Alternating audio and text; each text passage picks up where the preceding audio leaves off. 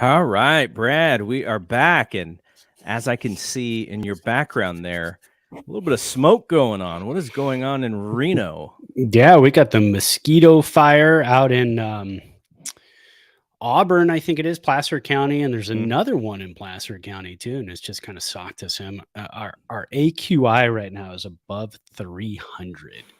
So I started the day at work. It wasn't too bad. We were in like the 150s, 160s, and all of a sudden that west wind came in and took it all from the mountains over to Tahoe and right to us. And it's ugly, man.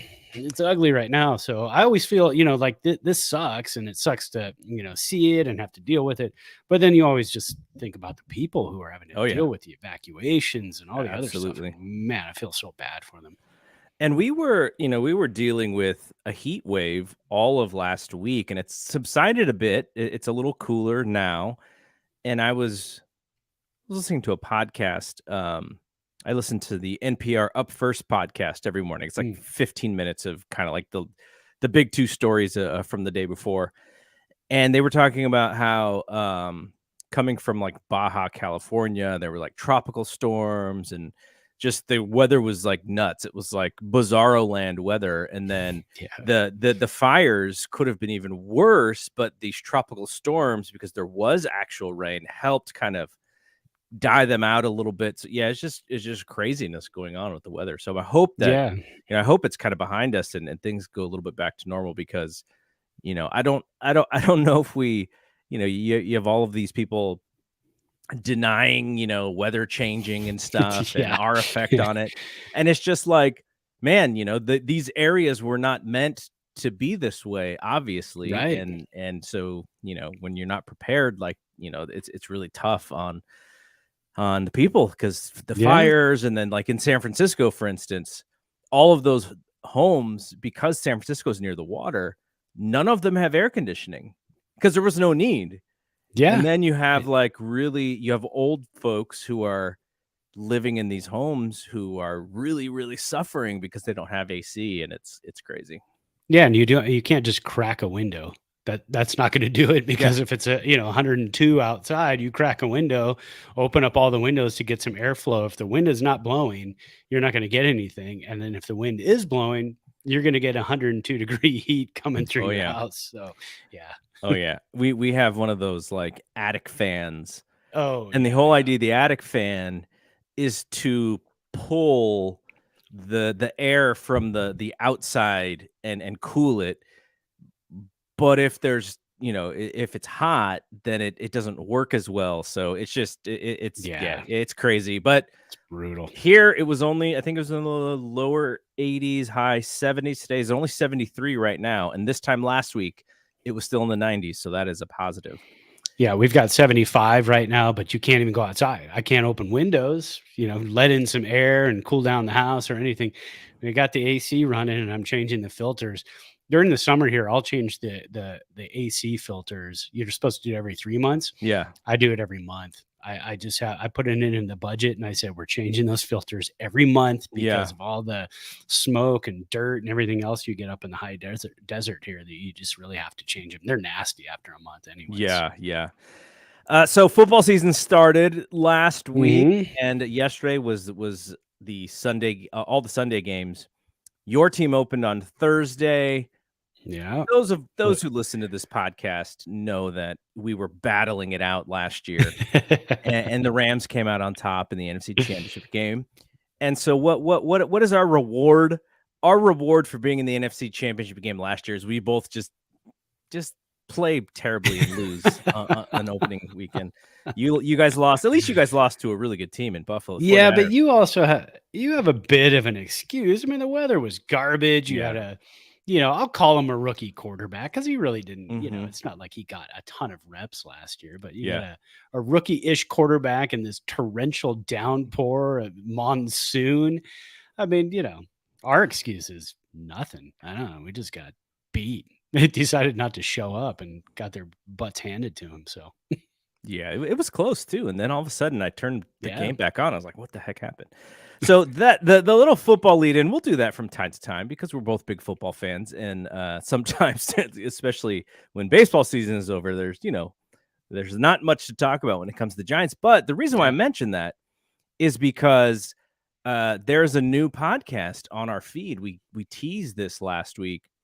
It is called We Want Winners. And in the first episode, it was myself and my buddy Roderick Adams.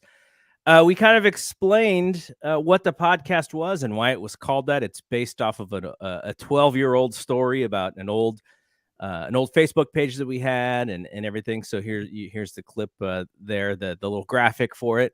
And so we have the video in our YouTube feed, and the YouTube feed, I've started adding more clips and stuff. So we're trickling up. I would love to see us get to 100 YouTube subscribers at some point during this season.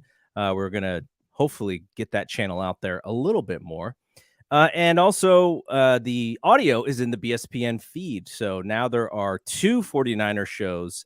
And when we play the Rams, I would love to bring Brad on if he can do it. If it fits with the family time, I would love to bring Brad on to break down Niners and Rams with me and Rod. So that is an open invitation for Brad to come on that show. Mine would not be from an X's and O's standpoint. It would be from a lot of, what is that? Can I make the heart? A heart? I can. Yeah, it would be from the heart. That's where it would be from the fan perspective. But I do, again, we have the athletic subscriptions. We love it. You turned me on to it. I'd heard about it for many years. And then you turned me on to it and I kind of got into it. And so I read all about the Ram stuff, which is absolutely fantastic. Yeah. It helps out when they get into the X's and O's stuff and they start talking about personnel and this personnel and that personnel. I'm kind of like, I didn't play. I didn't get into football until I was about 10 years old. Just watch the plays. I played flag football in grade school. Does that count? No, it doesn't. but yeah, when baseball, when we talk about baseball, it's from a totally different perspective. Yes, it's a fan perspective. 100%. But we were so into the game and we were so involved in the game for 20 plus years each that we have a little bit more insight. We played for some really, really good coaches. We played for some really bad coaches through the years. It just happens when you play many, many years. So, and we were talking about that the other day, like, your forte is baseball, basketball. Mine is baseball, soccer and tennis. And, and then when it comes to football, we're really big fans of the game and still kind of learning and understanding the X's and O's, which is totally different from baseball. I mean, baseball is, you can watch the game, you can pick up the game of baseball after watching, 3 or 4 games and kind of understand the nuances of it. But with football, man, it's kind of like an open world video game, right? You can just kind of do whatever you want and within the rules, but you can design crazy plays and see what happens and see if it works. Yeah. Baseball, to do a football show from a fan perspective, you do. I mean, I would say you're probably not giving yourself enough credit for understanding what happens, but it's just not as instinctual as it is with baseball. Right. There's lots to learn, and I've learned a ton there's just so much more information out there as well. So the same way that we use information here, and Brad's new favorite stat is WOBA, and there's stuff like that with football, and you can sort of break it down, and then it makes football make a little bit more sense. But yeah, so. Sure. That podcast is out there. We did our first show live stream after the 49ers game yesterday. We were not, the sky is falling. I think people who listen to this show would understand that this is not the kind of stuff that we do. Like, we just call it how we see it. Game 1 of 17. And I think it's people who like to sort of take the season game by game and really understand like how history works. Like, the Niners started 3-5 last year, and then they went 7-2 to make the playoffs. So long season. Anyways, let's talk Giant stuff, because there is a lot of stuff to talk about actually this week, which is great, because at some point, during the last couple of weeks, we were kind of thinking like, man, what do we watch for? Who are we watching for? Is it the David VR kind of players? Joey Bart, we're paying attention to Bart, all these guys who are coming up and down and left and right. And We were there was a thought that maybe Cole Waits was going to come up, who's the fiery right-hander, and I think he was on the taxi squad, but I don't think he You showed up know, on the main roster. he was actually activated tonight. So Oh, he's no way. activated for tonight's game. 2 activations tonight. Cole Waits and Willie Calhoun. Austin Dean was optioned back to AAA, left-handed hitter, and they are right-handed hitter, and they are facing, I think, 3 righties coming up in this series. And then Tommy LaStella, we hardly knew you. He's on the IL with neck spasm, so that's probably the end of his season. And I think he's owed 11.5 million next year. Next And year. I'm almost positive they will release him and just kind of eat that money. Because Is there a possibility that we can, because of the fact that there are now both leagues with the DH, what if we eat like 60% of the contract? Could you trade him for essentially nothing and the other team just takes a shot at him? that would be a tough one. I would say they could probably eat his entire contract and try to trade him for a low A guy who throws 98 but walks 2 times more than he strikes out, as a pitcher. So something like that, a project. I mean, at least they're getting something for him. Yeah. Most likely it'll be released, but don't be shocked if we'll take the 11.5. Let's trade him. We'll take your number 127 prospect, guy who throws hard in low A ball and is 19 years old. We'll take him and see what happens. You know what I was thinking when all of a sudden you're starting to see all of these players come up, because back when we were don't even go back that far, but essentially September was a time where you could just bring anybody you wanted up. And now I think you can only add 3 players. It goes from 25 to 28. It actually goes from 26 to 28. 26 to 28. We were allowed to have 29 the other day against the Brewers because it was a doubleheader. So doubleheader, you can always add 1 more. So yeah. And the way the Giants are dealing with this is you can bring a player up 5 times. They can bounce back and forth during the season. It wasn't like this almost unlimited how it was last year.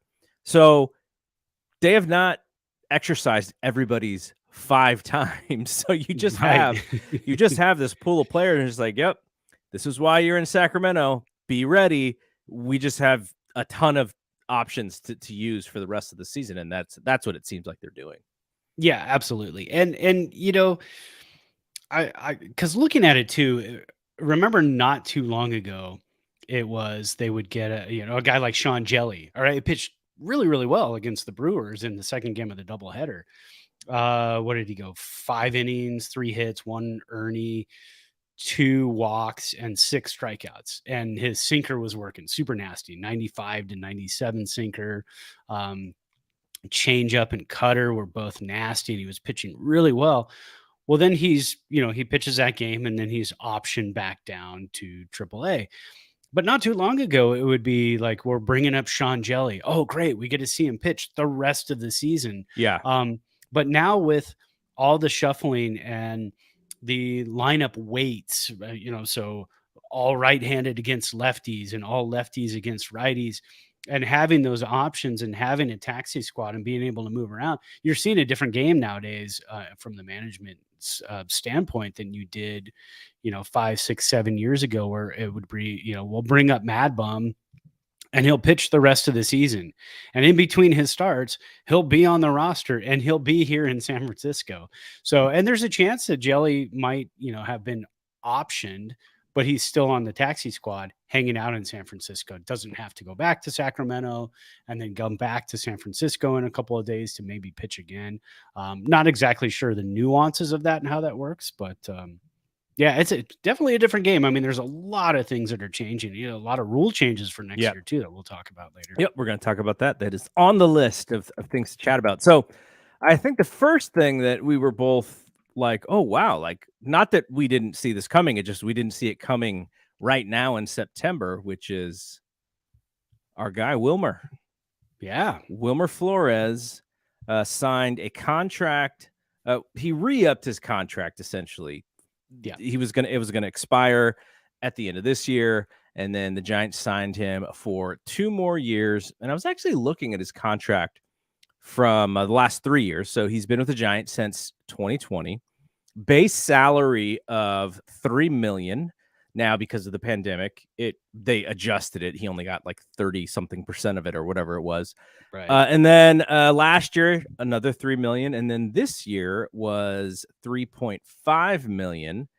And so he's going to be a free agent in 2023. And the Giants just said, hey, we don't want you to be a free agent in 2023. And so they signed him to a 2-year deal for is it 13? Let's see, 2-year deal, 13, so 6.5 per 6.5. year. So it's a bump. Which is a great deal. It's 100% bump from what he was making. So good for him. He is, I think the thing about Wilmer, not that I was surprised to see him get for the Giants to sign him to another 2 years, because there is value there. Like, it seemed they don't count this stat anymore, but when we were younger, they used to count the stat game-winning RBI. Yeah, I love that stat. I always thought that was a great stat. but Wilmer himself, you look at his overall numbers and you're like, I thought they would be a little bit better. But where his numbers stand out is he's the guy getting the big hit and late in the game when the Giants are winning ball games. Like his numbers this year so far, he's still got a little bit of chunk of change left to play. He's only hitting 235. On base is 319. Slugging is 414. But he does have 18 home runs. He does have 66 runs scored. So there is value there. And I think the reason why we were so excited when he was signed, and we'd have to go back to the beginning of this podcast to see what we actually thought. But for me, the idea was he's got value in that you can throw him at third, you can throw him at first, and he's had to play some second this year, which is not my favorite version of Wilmer. Why not? But yeah, so there's a little bit of utility there, and he mashes lefties, and the way that the Giants put this team together, he seemed to be like sort of like the perfect fit to face left-handers. Now, here's my question to you. We've been talking all season about this team is too old. This team is not athletic. Right. Bringing Wilmer back does not change that. He is the type of player that we've kind of been railing on all season long. But at the same time, he does have 18 home runs, so he has been productive. And I think on a better team, not one that is, I think we're 6 games under 500 after yesterday. Not on a team that is not a playoff team, his value probably doesn't look as great. But I don't know. I like the signing, but at the same time, I was like, okay, my big worry here is we're just running it back. And Zadie's like, nope, 2022 was a fluke. I'm like, that really worries me. But I think because there are players, Flores, Jock, Longo, that we'll have a discussion about Longo here when we talk about VR. But there are guys like that. And for the value, for the low dollar amount that it will cost to bring them back, I think they are worth that amount.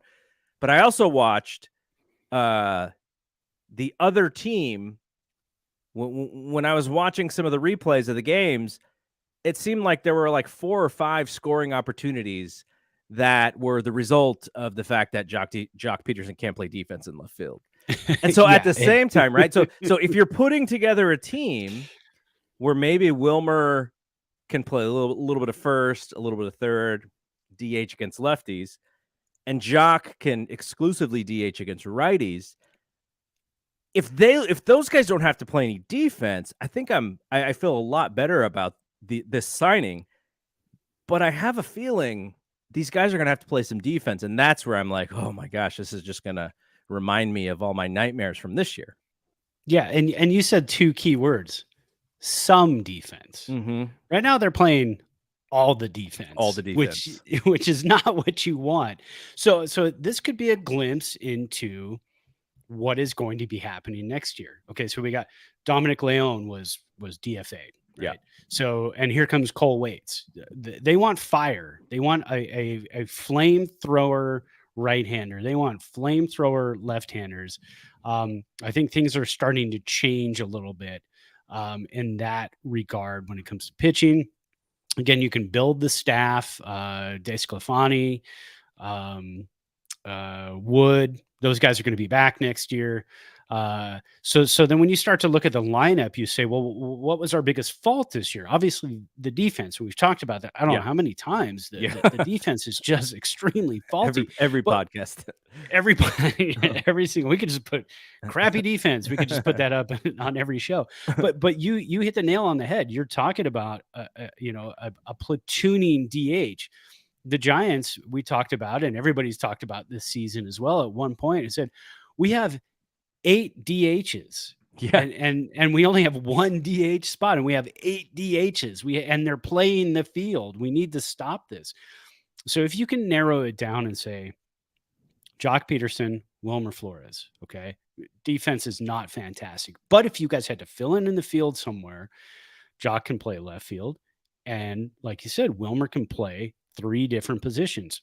He's the right-handed version of Tommy La Stella. Tommy La Stella just never materialized because of injuries, because of COVID, because of everything else that happened.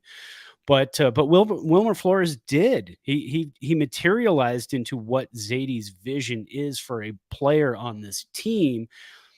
But I think, unfortunately, there were too many lesser Wilmer Floreses on the team in terms of defense. And that's saying a lot because Wilmer's defense is not fantastic, but then you had guys out there who were playing lesser defense than Flores.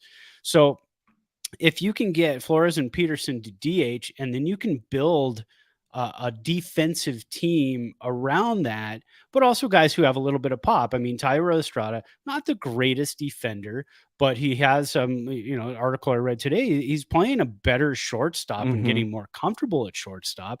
And Crawford's last season under contract is going to be next season. Thairo is going to be around for a while. So you start building him into the shortstop position. Go out and get yourself a light hitting second baseman who can play a crazy good defense, a little bit of speed, larger bases next year. Yeah. Start building a speed defense team. I think, thinking the 80s Cardinals, right? Can we get a couple of 100 stolen base guys? Vince What did they Coleman. have? Like 400 stolen base guys? So I think you're getting a glimpse of what Zadie is trying to do leading into next season. He's getting a head start, which is great. Anytime you have a guy on your roster and you say, I want to hang on to this guy. I don't want him to get out there to free agency. He doesn't want to go anywhere. Let's get that intact. So when free agency does open, we can start talking to the free agents to say, look at our lineup. Here's where you're going to fit in. Here's where you're going to play. Here's the majority of where you're going to play. It's not, you're going to be part 1 of 8 parts that are coming in. Well, if you can get that locked in and you can find that one guy and he can look at that lineup and say, these guys hit last year, and with me in there, I can steal some bases. I can score some runs. I can make those plays. I can keep our pitchers happy and their ERAs down, which is nice. I like it. It's funny. I like this time of year. It kind of feels like the off season when you see moves like this, but then you go, but it's the off season, but we get to see the fruit of the off season tonight. I mean, Giants play the Braves tonight. We get to see Wilmer Flores play, and we know he's going to be around for 2 more years. I'm excited to see what kind of ovation he gets when he comes to the play, because I know the fans, we love him. I mean, he's a fantastic player, such a nice, happy guy, and he's got a Friends theme song walk-up. I mean, you can't go wrong there, right? And there's also an interesting piece of this contract because there's a 3rd year mutual team option. I can't even remember. I mean, I don't know if I've ever heard that before. Anyways, Flores can pick up the $3.5 million. If he declines and is like, hey, I want to be a free agent, the Giants can say, no, well, we want to pick this option up. So here's 8.5 and we're going to give it to you. Now, it's so tricky because if you're Wilmer and you have a so-so season, do you try and trick the Giants by picking up the 3.5, and then they're like, eh, you know, Yeah. I'm sorry, yeah, pick up the 3.5 and then you decline, and then the Giants are like, and then you go into the free market and it's like, nope, there's, your value is 2.5 or whatever. So this whole thing is like a tricky mind game between the two teams. I like it. It makes the Yeah. option a little bit more fun. And I wonder what the Giants gain out of doing this, because they have so much money that they could have Right. just gave him a 3-year deal and nobody would have blinked an eye, because it's $6.5 million. And we know that the Giants had their lowest payroll in years and years and years last year. So I don't know, this mutual option thing seems a little bit like a cheaper team would do stuff like this, but who knows? Well, I guess we'll hear more about it. But I thought this was an interesting little wrinkle to the deal. Yeah, I hear what you're saying, but the Pirates would not do something like that. They would say, "Okay, bye. Your contract's up. Sorry, we're not going to pay you this $6 million huge contract that you want, Yeah. per year." But I like that, and I think it plays into it works out for everybody, because if Flores has a really bad season, he can pick up his 3.5, but he's also taking a pay cut. He's chopping his salary in half, but he's also 3 years older at that point. Mm-hmm. And if he has a really good season and opts out, the Giants are saying, "Well, we'll pick up your option, and here's a $2.5 million raise."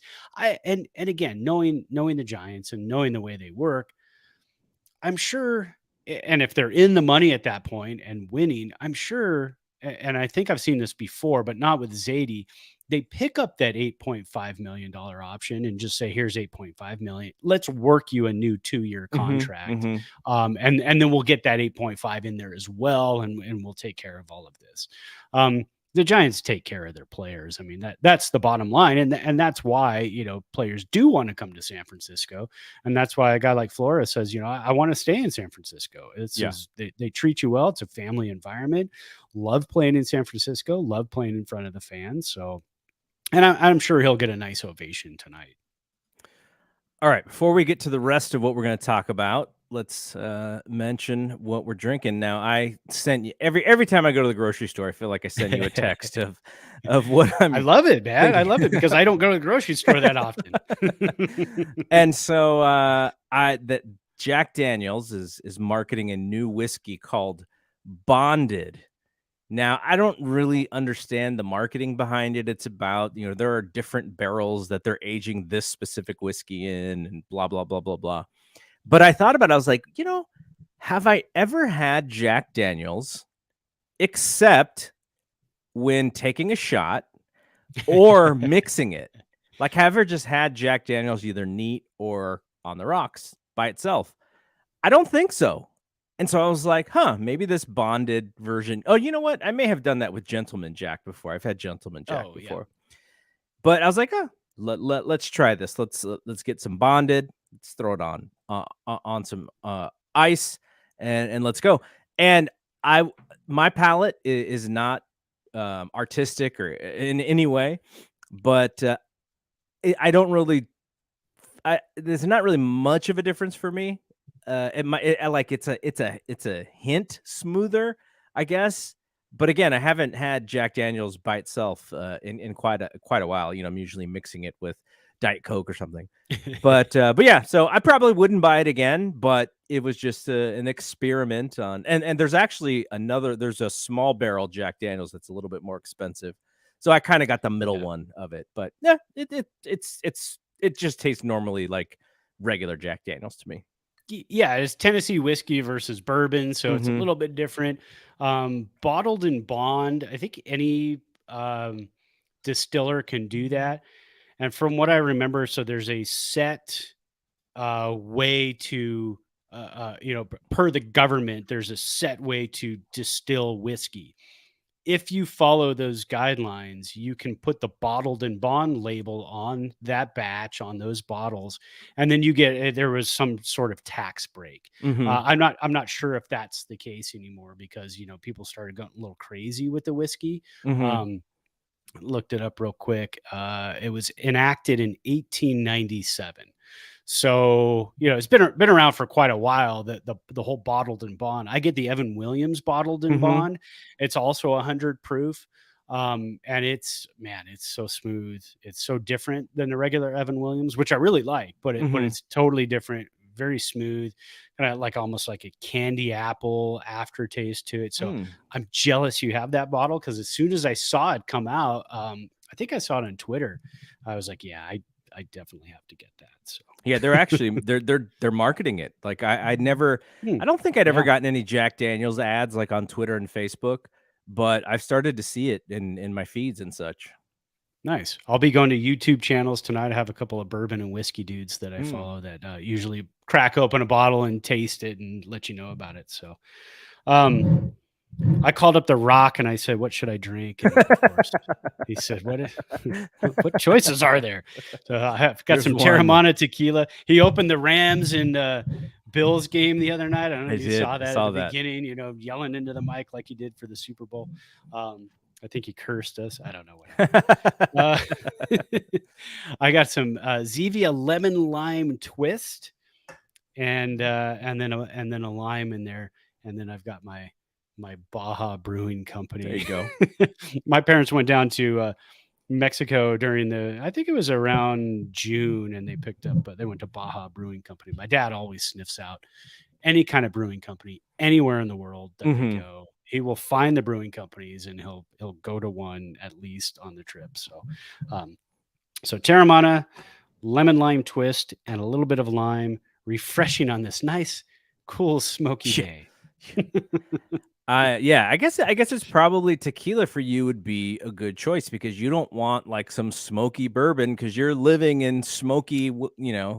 environment. So yeah. Walking to the car from the office today, I was choking because I've got asthmas too. Yeah. So I'm choking on the way to the car, just trying to like keep it in we go camping a lot and all I'm smelling is campfire. And Yeah. then again you're thinking like, man, these are homes that are going up. These are properties that are going up and stuff and we're sitting there and inhaling that stuff and it's just bad all around, bad all All right, let's get to the play of the week because I think around. All this is right. going to kick off another discussion based on if I know who I think I know who won. So I'm crossing my fingers that I'm setting up this discussion correctly. Yeah, let me jump to. I had it up on my screen, and then I pressed a button, Garrett, and then I went away from it. I got fast fingers today. Let's get to it. All right. So we put our three players up for Player of the Week honors this week. Coming in third place with 0% of the vote, Wow. Logan Webb. He had a good Poor game, guy. and Logan Webb's last 3 games have been fantastic. Yeah. But he had one start, got a win, which again, win losses. It's not really a pitcher stat. 7 innings, 6 hits, 4 strikeouts, and a 1.41 FIP. Pitched really well in his one start. Carlos Rodon got a couple of votes. He's at 18.2% of the vote. Does he still He, lead the bigs in strikeouts? I believe he does because the other night As against of the Friday, yeah. Cubs, yeah, on Friday against the Cubs, he had that one start, 5 1/3 innings, 2.00 FIP, 0.67 xFIP, 3 hits, and 11 strikeouts. Ended up, I don't remember if he got the loss, but ended up not winning the game as the Giants lost that one. I believe it was 4-2. Gave Uh, up his first home run in this entire season off of a slider. Yeah, but it's Wrigley Field. All you have to do is somebody sneezes to left field and the ball goes out. So, but coming in first place, the rookie sensation David VR, 333 average on the week, 490 WOBA, 3 home runs, 5 ribs, 4 runs scored. And David VR is our player of the week. Look at that guy. So happy to be in the bigs. And so the blurriness of this photo that I'm using just tells you how very little photographs are out there of young David Exactly. VR. I was like, We're gonna I have to took go go to the ballpark and take our own. It took me forever just to find that one, as bad as it was. Okay, so that is going to kick off what I thought was kind of interesting because VR showing some promise, and he does provide that a little bit of youth to this very old team, and he's going to be really cheap. And if he can actually hit major league pitching, all of a sudden he becomes such a value to this team on a lower dollar contract. And that brought up the thought, if Evan Longoria is going to come back, the Giants have the option to bring him back. I'm going to look up Spot Track right now just to make sure that we have the correct number here for him. But this has been a contract for Giants fans. They've just been counting down the year in which this contract is over. And so his option is the Giants can buy him out in for $5 million, or they can pick it up for 13. And he's making, I think he's making 19.5 this year. So salary will go down. And you know, it's just one of those things where we had been talking about this, like one of the first few shows that we did, we were talking about how come 2023, the books are clean, right? Like they can do so many things. We started talking about that 2 or 3 years ago. Yeah. Yeah. Yeah, when we right when we started doing this podcast, like that was the talk of what was going on was 2023 books are clean. Now you can bring him back and he might have the value that you need from the right-handed hitting side, and you don't have to play him that much because you would have VR there. There is Casey Schmidt, who's also in the minors, who is much better defensively than VR, but is not the hitter who that VR is today. Yeah. So just it's so interesting now that, you know, we thought, wow, you know, we're done with this dude in you know, and maybe we're not done with this dude. Maybe we do bring him back and he just plays. So technically, I think the way that they look at it is you're bringing him back essentially for $8 million because you're going to have to give him $5 million no matter what. So it's whether or not you want to tack on the extra $8 million to his buyout to get to 13 and say, okay, if he only plays in 80 games, is he worth that $8 million? And to this team, he may like there all of a sudden there is a wave of the smart baseball writers saying they may bring him back just because of that value. Yeah. And I think that would be a great move, a fantastic move. We checked out Baggerly's article about that in The Athletic, but I think we've been talking about it for a little while now. Like, what do you do when a guy like that's his option comes up? He's not the healthiest guy. He's older, right? I mean, he's not Evan Longoria from 10 to 12 years ago. Yeah. But when he's on the field, he's still making some defensive plays. He's still crushing the baseball. He's just not on the field for half the season.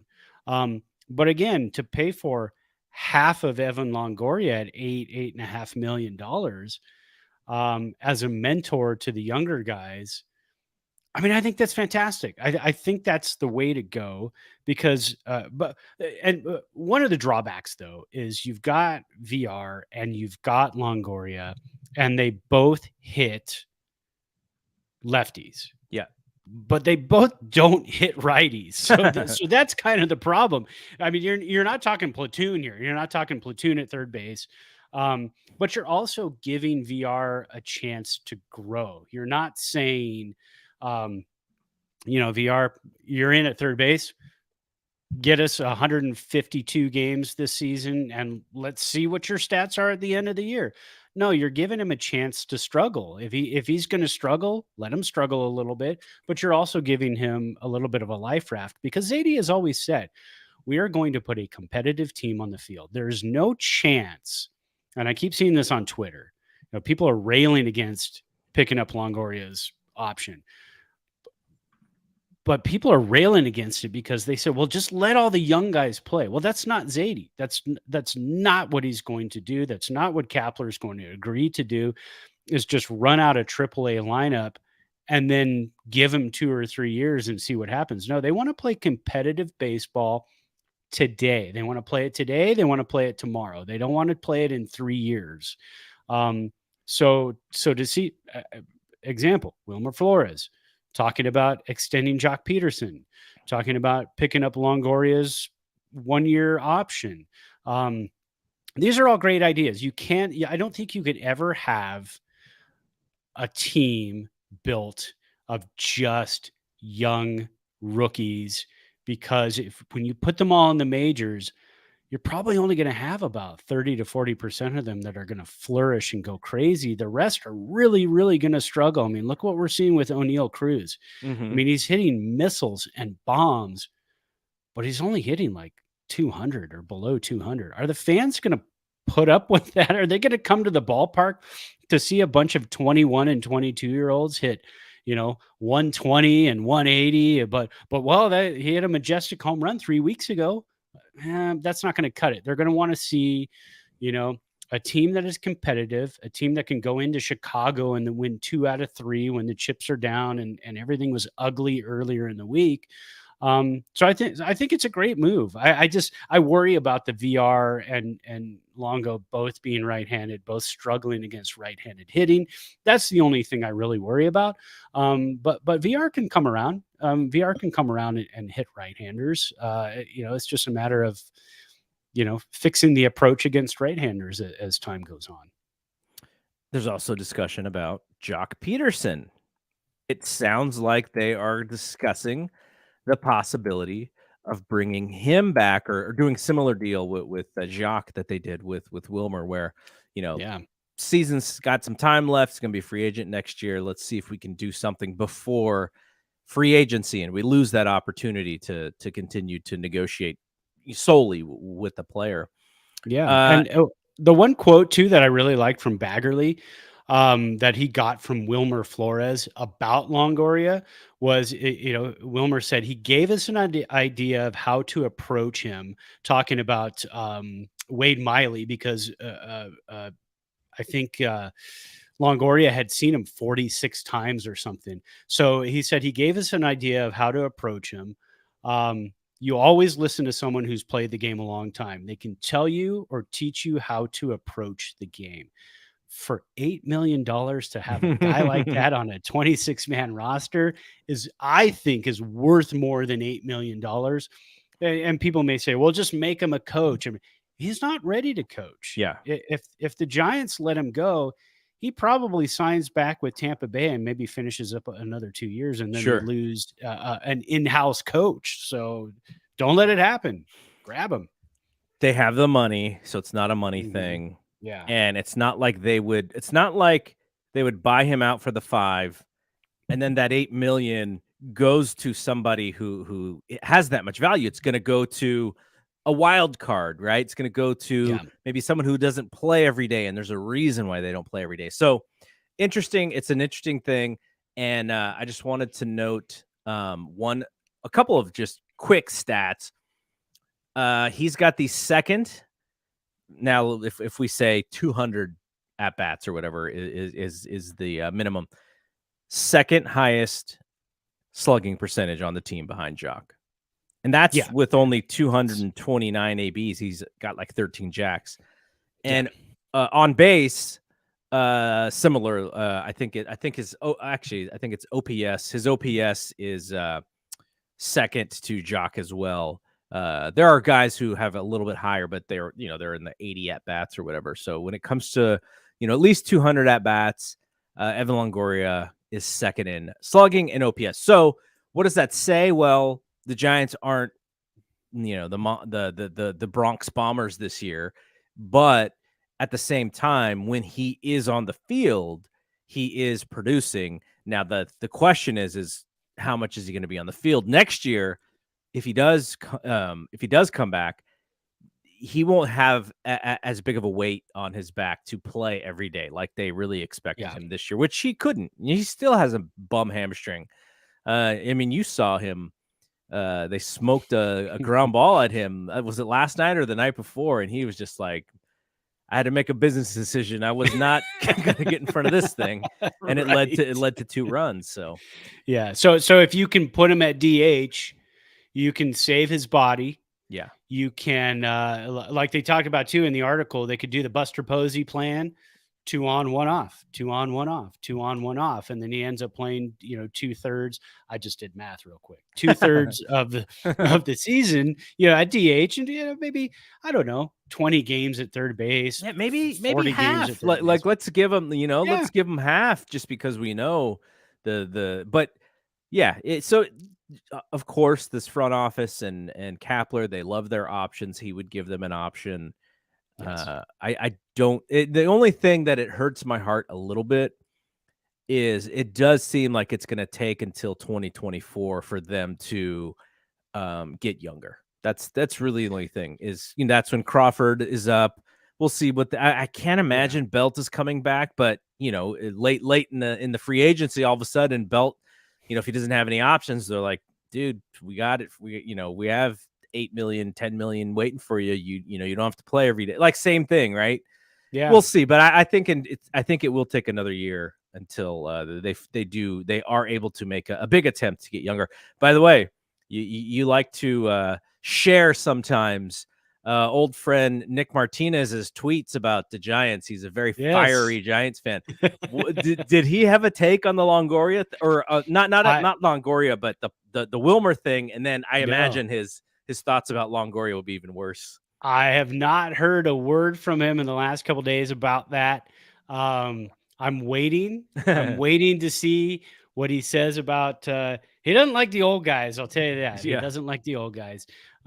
Shoot him a text. Just a text that says Wilmer ? And that will open up. It would just be like like you're opening the front door. So. I'm gonna predict he hates it. But I don't know. He could shock me. He could totally shock me. All right. So I know you wanted to look at some of the moves that they've had to make this week, just to kind of show the insanity. Now, this last week felt long because when we recorded on Tuesday, they had beat the Dodgers in game 1. They played competitively in the next 2 games. The end result of the score may not have been as close as some of those games were. But then they have this crazy doubleheader in Milwaukee. Corbin Burns is on fire, and they lose that game. And then they come back, and they really didn't have any life in that second game. And then they go into Chicago, and they lose again. And I'm like, oh, my God, another 5-game losing streak. What's going on? And then they win the next 2 games. So it just felt like that last week just took forever. And it was a busy week. They had a game every day plus 2 games on one of those days. So it was like 8 games in 7 days. It was nuts. But what was the deal with all of the movement of the players? Well, and before I get to that, you think last week felt long.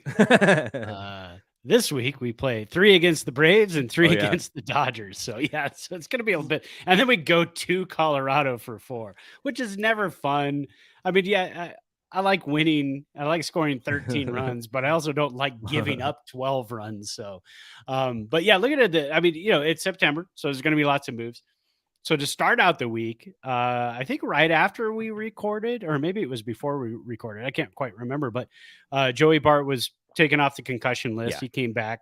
Andrew Knapp was DFA'd, and then he ended up clearing waivers and then is back in AAA now, which is great because it's always good to have extra catchers. Luis Ortiz was promoted from AAA, and in the week he ended up throwing 2 2/3 innings, gave up 1 hit, 1 walk, and 1 strikeout. Bryce Johnson was sent back down to AAA. Yermin Mercedes was sent to AAA. Then he took to Instagram and said in Spanish, "Release me, let me go, let me be free." He wants that dance again, huh? He does, yeah. It's a rough dance when that becomes your go-to. It's yeah, exactly. We got Chicago. He's doing it in Chicago. Now he's doing it in San Francisco, but he's still with the team. He hasn't been released. He hasn't been DFA'd. He's still yeah. there. So somebody probably talked to him and said, look, we need you. We need you around. Sean Jelly promoted. I talked about his game that he had against the Brewers. Didn't start the game. No. I think who started that game? Alex Young. Right? Alex Young, yeah. Yeah, so Alex Young started that game. Jelly came in, pitched really well. I'd love to see Jelly just get a full-on start. Yeah. A full-on predicted to go 6-inning start and see what we get out of him. Austin Dean was promoted, a right-handed hitter, plays left field. And then he was 3 for 8, hit 375 on the week. His 3 for 8 was 3 singles. He did walk, so he did get on base 4 times, which is great. Then that next day after Jelly's start, he was then returned back to AAA, like we talked about. I don't know if he's really in Sacramento or if he's just kind of hanging out and will be part of the next bullpen game or actually get a start. Dominic Leone put on the 15-day IL and then released. So I'm not sure how that works. I think what that does is it allows him to get like some sort of injury settlement from the league. So it gives him like a little bit of extra money. Again, the Giants are smart. They're savvy. They know how to make people happy. Bad things happen, but they also know how to make people happy. Yeah. Then they signed Giancarlos Sio to a minor league deal. Know nothing about the guy, but we have plenty of those guys throughout the season. Yeah. And then today activated Cole Waits and activated Willie Calhoun. I'm not exactly sure what Willie Calhoun has been doing in the minors. I thought he was hitting fairly decent. And he's an okay fielder, but he's on the roster tonight. And then LaStella to the IL with neck spasms. Again, probably the end of his season, probably the end of his Giants career. Do you think LaStella got hurt running on the pitch that made Stroman balk? It's possible. Yeah, you know what? It's possible. That was an ugly balk too. Because what was Stroman doing? Stroman was like, I thought, isn't that the one where the catcher actually stood up and called time at the very last second, and Stroman turned and looked at him and just stopped? Yeah, like it's what it looked as a former infielder. What it looked like is Stroman he just literally forgot there was a base runner at first, which is why LaStella was probably like, he's not even paying attention to me. LaStella got this giant jump, and then Stroman's infielders probably yelled at him like, he's going, and then he remembered he had a guy on third base, so he probably thought that it was the guy on third base, but when he looked, like, he was just confused, and so I've seen that happen before, but usually that happens in like semi-pro, like, city ball. Yeah, because at that point in your career, you're used to the fact that somebody's yelling, going, he's going, and you continue on with your motion because if you stop your motion, you're dead in the water, and that's like the ultimate no-no for a pitcher. You start your motion, you finish your motion. So yeah, he might have just been a little distracted. There was something else going on. It was a packed house. Yeah. It was Chicago. There were crazies in the stands. And we like Stroman. I kind of wish the Giants would have signed him. Now he's had I would have loved that. A bit of an up and down year with injuries and stuff too, but I would have liked to see him on this team. I still don't understand when you're a free agent pitcher and you have to choose between Wrigley Field and Oracle Park. I still don't understand. Well, also a rebuilding team and a team that just won 107 games. Yeah, I'm just like what the Giants did with Rodon, right? Like they probably didn't offer him, exactly what he was looking for. One more question before we talk about these rules. Mm-hmm. Who would you rather see pitch in a game? Luis Gonzalez throwing 55-mile-an-hour eephus pitches, or Junior Marte?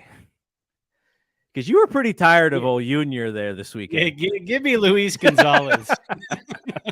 I was just because again last night in the Sunday night game, the Giants have a nice 4-1 lead, and Junior Marte comes in and says, "You want to see this lead disappear? I'm here." Suzuki, I don't know. Boom.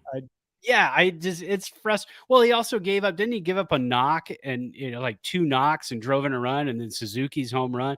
And it's like, oh my gosh. His ball doesn't move. It's pretty straight. It So it is very straight. And then you watch Jelly and you watch his sinker at 95 or 96, and I'm thinking, how the hell do you hit that thing? yeah. And some of Jelly's stuff was up, but God, yeah, I'm over Junior Marte. I think I texted you that on Friday afternoon. Yeah. I was like, I'm over Marte. All right, let's last segment on the show. Let's talk about these changes, these rule changes for 2023. Now, the players weren't very happy with them, but also, like, there was really no way for them to do, like, there was only 4 player representatives in this rules committee thing. So the owners were going to get whatever they wanted. And so, I know Slater was there as a representative, the players rep, and Greg Johnson was there also from the Giants. But I don't know how the players could have done anything. Like, they were pretty much at the mercy of this rules committee when it came to what was going to happen. And it sounded like they were pretty upset. Slater, he seemed to, like, his comments weren't so negative, but you could sort of tell he knew that he was screwed no matter what. But here's our outcome of these rule changes. So bigger bases, the bases will increase in size from 15 inches to 18 inches. Now, I think, unless I'm not thinking of something else, I think this is a twofold thing. One, it may make stealing more tempting. And if you think about how the pitch clock and the pickoff attempts are sort of involved there, that may also add to the opportunities to steal bags, which we don't really see anymore. And you already alluded to the St. Louis Cardinals, who had, Vince Coleman stealing 115 bases seemingly, for like 3 years in a row. Oh yeah. And the other thing, though, I'm going to look up those stats while you're talking, because I those always fascinated me. But the other thing is that by making it slightly bigger, the hope is that you don't have as many what would you even, collisions, I guess, between runners and first basemen. That happens from time to time, where there's an errant throw and the runner is trying to get out of the way from this giant first baseman who's trying to catch this throw, and it can create collisions and such. So that seems to be a fairly simple one with not a bunch of things involved as far as like what the players may be upset about. It seems like that everyone is fine with that one. Yeah, and that's kind of like almost like the softball safety base. In softball, there's a safety base where you make the play at the base that's in the field, and just on the other side of it and right up against it is like an orange base that's in foul territory, and that's the one that the runner hits. So you have 2 actually separate bases, which is good. I mean, we have seen some nasty collisions at first base in a bunch of games this year, so that's always good. And the second one is the shift. Now, the language around this is pretty interesting, because what they're essentially saying is that they want to ban the shift. I don't think the shift is necessarily going to be banned. I think defense is going to still move, but there are changes in what you can actually do. So all 4 infielders must have both feet entirely on the infield dirt when the pitcher is on the rubber. So you can't have the second baseman playing in shallow right field, because the left-handed hitter is just going to drill a ball in that hole, and you can make this stop. So infielder cannot do that.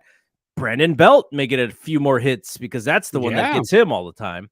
Well, I think Yaz actually is one of the top. They did a chart the other day. Yaz is one of the guys who gets the most base hits in the league stolen because of the shift. Wow.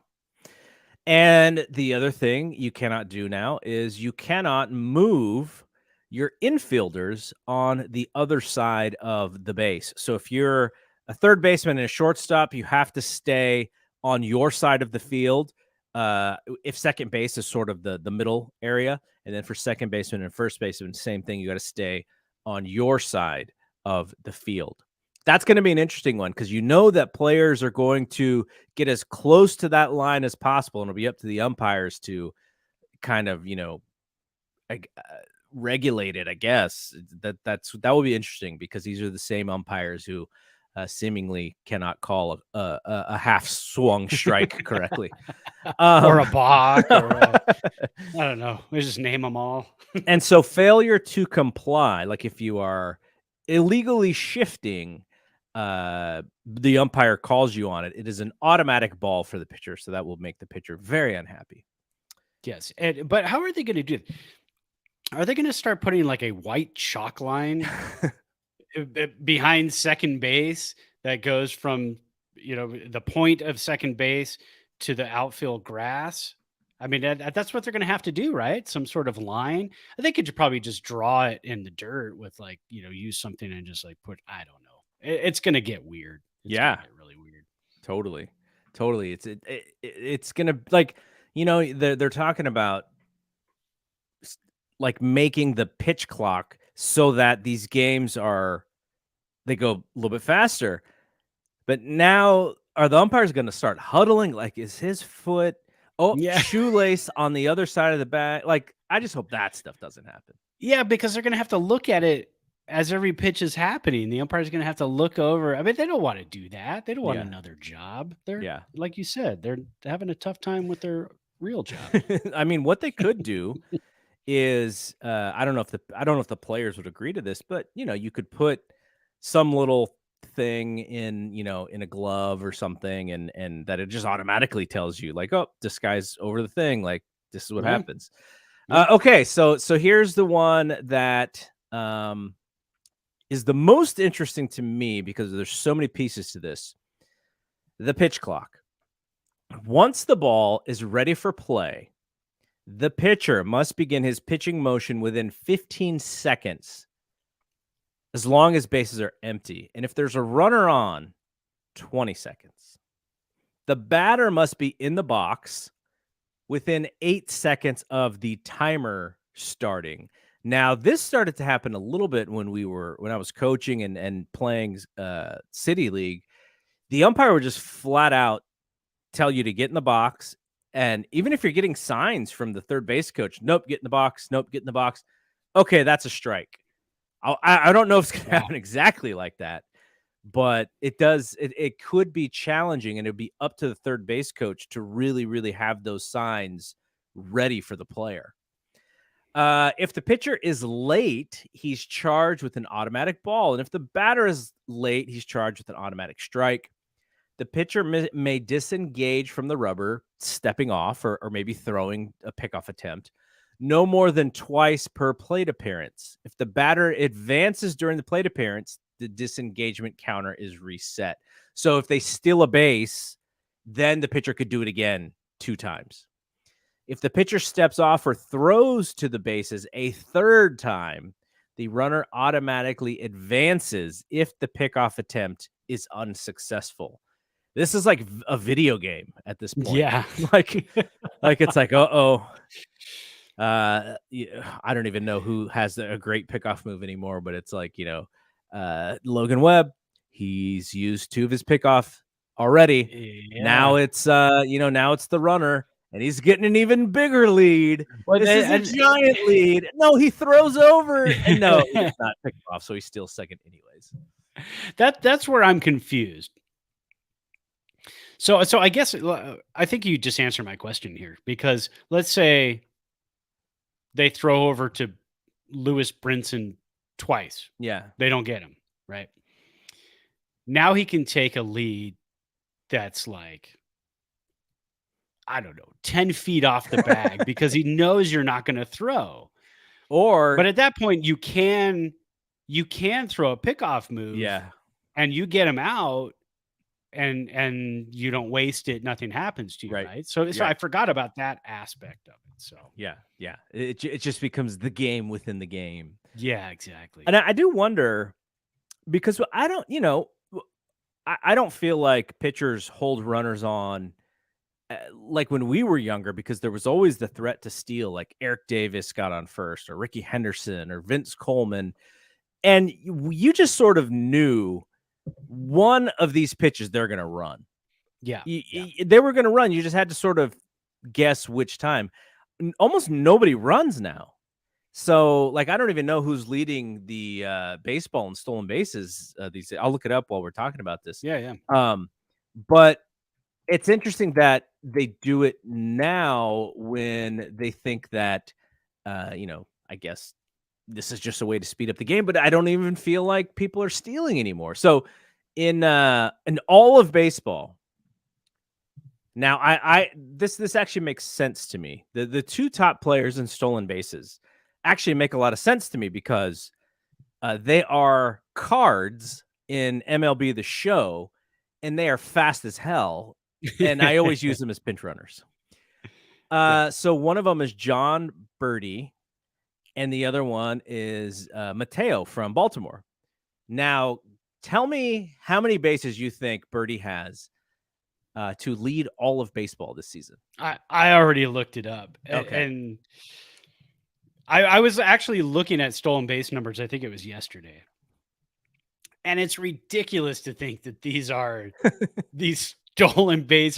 And this is why we struggle so much in fantasy baseball. Got to get that stolen base category. Well, I just picked up a guy and he might steal a base this week, maybe. but that'll help me. Yeah. Yeah, so go ahead and tell everybody how ridiculously low these stolen base leaders are. 34 bags. 34. Unbelievable. And you know who leads the Giants? Yes, Mr. Tyro Estrada with a whopping 18 stolen bases. Yeah, I mean, that would be actually kind of cool if he does get to 20 because and the Giants are a very slow team.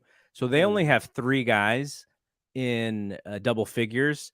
It goes Tyro at 18, Austin Slater at 11. Austin Slater's only been thrown out once.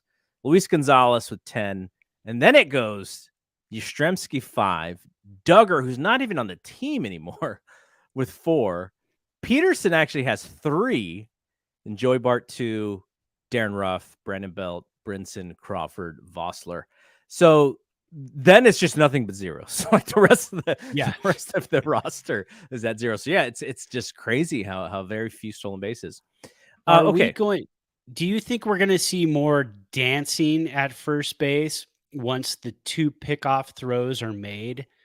We see a lot more dancing and movement because if you can draw a third throw over, but you're not going, but you're leaning and you're getting a nice lead and you're dancing off the bag, but you can get back on a pickoff move, then it's an automatic ball for the batter, right? Are you thinking like Henry Rowan Gardner from Rookie of the Year doing the balk on first? Yeah, absolutely.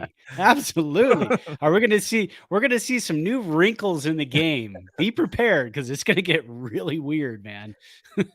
Yeah, it'll be interesting to see what they do as far as strategy with the extra length in the base. Now, that could be the difference between like the bang bang your outs, right? There could be more safes there. I don't know how many safes that means in a season, but I think we're going to see some tests and we're going to see some teams who think that they're smarter than anybody else and they're going to figure out, the margin of whatever and what they can do with that information. Well, it'll be very interesting. Okay, so last thing is in order to speed up play generally, there will be a 30-second limit on both mound visits and the time between batters.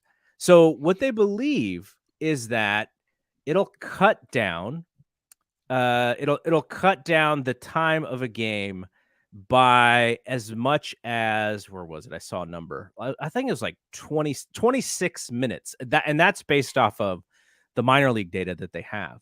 So if you're a Giants fan and the games are about 3 hours, now we're talking about closer to 2.5, and that may be a little bit more digestible for fans. So I think that is a pretty cool thing. But every time I see the clock, like when I'm watching like minor league highlights or something, it just feels hokey to me. It feels like, it doesn't feel like Major League Baseball or pro sports in general, but it's just something that we're going to have to get used to. Well, and it's hard to say. So if you're watching a game on TV, cool. Let's get a little bit of a shorter game because, like our night games start sometimes 7:15. on a Friday night. I don't think on a Friday night, I'm pretty burned out. I don't really want to stay up till 11, Yeah. 11:30. I'd like to go to bed.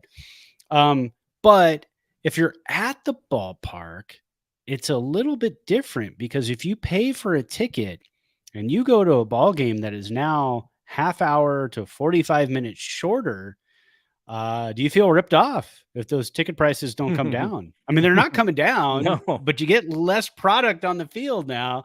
But you're going to get more stolen bases.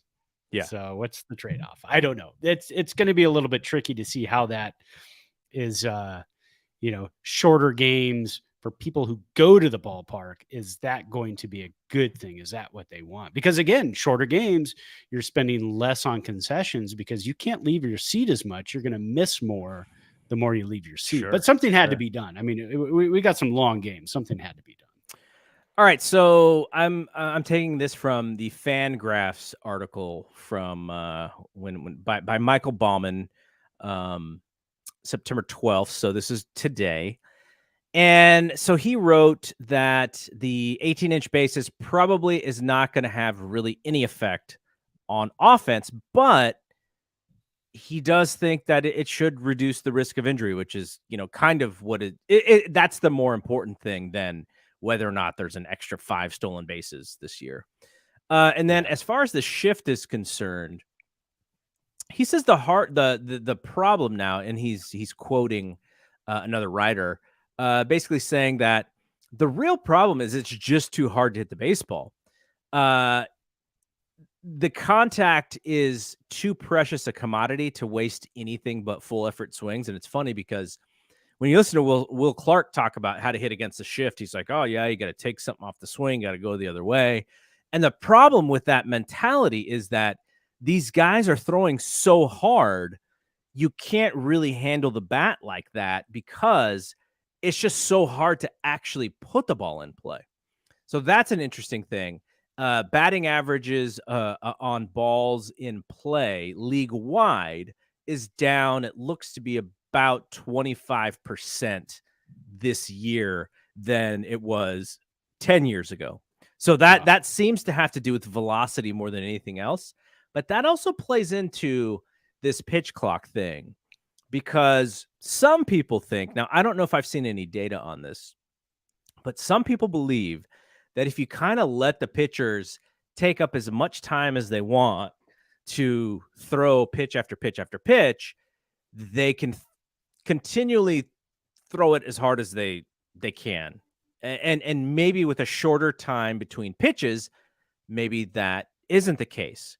I think the worry is that they're going to do it anyways and then get hurt. I think that's the real worry. So, I think the pitch count or the pitch clock stuff a little gimmicky. The pickoff stuff is really gimmicky, but it is also maybe the most unpopular play in baseball, right? Like, where do you hear boos more? It's when the pitcher steps off or the pitcher throws to first base. Those are where you hear the most boos. So taking away less of that is probably a smart thing. But yeah, I think the one thing that we kind of hope that they remove is this 3-pitch minimum or 3-batter minimum. I mean, to, with these relievers, it's like, no, let's go back. If we're shortening the game in all these different places, let's allow managers to bring in a guy for one hitter, bring in a guy, for 2 hitters. And, then we won't have to use so many Junior Martes for 3 batters. And yes. Poor Junior. He's never coming on our show, no. Is he? He's probably a really nice guy too. We're just I'm sure he's a very nice guy. We're just picking on him because our season is not been great so far. Sorry, Junior. All right. So to end this, Giants, like I said, are 6 games under 500. They bring in Atlanta starting tonight. Actually, the game is about to start as we're finishing this up. Atlanta had actually taken the lead in the NL East, but now they've lost 2 games in a row. So they're back to a game and a half behind the Mets. But they've just been on fire of late. And then the Dodgers are 96-43. They've already clinched, amazingly, a playoff spot. And and there's what do we got? We got like 20 games left in the season or something like that, or maybe It's not like quite the that much, it's but like the 2012 Giants where they clinched so early, and we sat there and we're like, okay, well, yeah, redo the exactly. rest of the season. So both we got 6 against 2 of the best teams in all of baseball. I mean, literally in all of baseball. You have Houston in the American League with 90 wins, but other than that, it's Dodgers with 96, Mets with 89, Atlanta with 87, and those are your 4 best teams in baseball, and the Yankees are right behind them. So Giants are going to have a tough week. I would like to see them win at least one game in each of these series. And if you Yeah. win one, then let's go for 2. But I don't want to see them get swept in their home park by the Braves or the Dodgers. Like, that would be terrible. I'm going to say I'd love to see a 500 week, but I do not want to see a 500 week of sweeping the Braves and then getting swept by the Dodgers. Yeah. That would not be a very enjoyable 500 week at all. Yeah. Yeah. So, yeah. All right. So we are done here, but we'll be back next week. Now, I haven't even told you this, but I think I'm going to need to do the show Tuesday if we can, because I have something going on Monday night. But if we can't, then we'll figure something else out. But I think I'm going to have to be off on Monday, or to be free on Monday. But Okay. otherwise, I think I'm good on Tuesday. So okay, cool. So we'll be back in 8 days rather than 7 days. But yeah, so Brad and I will be back next week. So for Brad, I'm Double G. See you when we see you. Peace out. peace.